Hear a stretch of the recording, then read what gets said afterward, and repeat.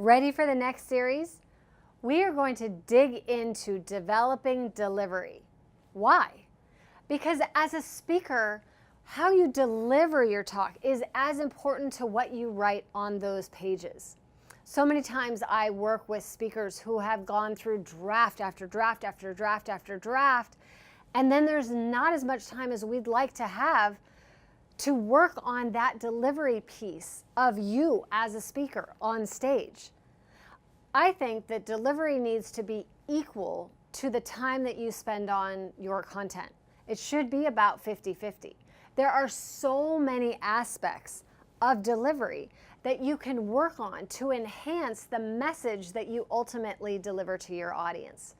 And so over the next 7 weeks, I'm going to take you through techniques for in front of the curtain, behind the curtain, beside the curtain, all of it. So you can put it all together, and then you can be that speaker that people talk about the day after, the week after, months after, years after, because what you delivered stuck in their minds. What you delivered changed their life. What you delivered, in some cases, may have saved a life. Here we go. Our first episode this week is going to focus on one of my favorite techniques ever. I learned this from Jean-Louis Rodrigue. Now, Jean-Louis is an incredible acting coach. He is known internationally, and he focuses on movement and voice and the whole picture of being an actor on stage under the lights, just like I am today. Now, this technique that he taught me has stayed with me year after year after year, and it's this: 3 magic words. I have time. That's it.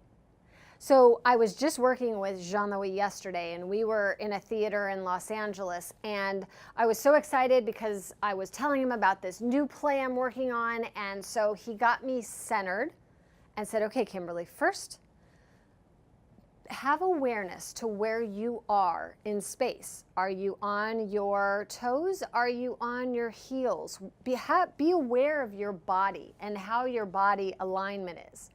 And then say those 3 magic words. I have time. I remember working with him for the very first time, and he said to say those words, and I repeated them back as I thought I should. I have time. Okay, now on to the, no, that was not okay. I had to really settle, sink in, and tell myself, I have time. Because we do. As speakers, we do have time. The audience will wait for us. And I've used this technique again and again and again over the years. In fact, I've incorporated it into my daily rehearsal routine. Every time when I do a rehearsal, I say this 3 times before I ever get into any rehearsal of any kind. Before I do my vocal work, before any of it, I start out with 3 breaths and those 3 words. Also, TEDx speakers, backstage, I've just been working with so many of them, backstage, person after person after person. And when we are backstage, that's when the nerves happen. That's when the breathing gets short. In addition to really taking those long, deep breaths, we can also say those magic words. I have time, right behind the curtain. In my improv troupe, we do this as well. Backstage, we're ready to go on. The audience is there, the light's there. We've done our warm-ups, we're ready to go. And it's such a good reminder to run ourselves through those 3 words because it settles your entire body. It feels like all of the cells stop buzzing around and just say, okay, we've got this. I have time. Try that technique in your rehearsals right before you go on stage behind the curtain and see how this allows your body to perform at its best so that your delivery can come off genuine and your audience can connect with you. I have time. You can do your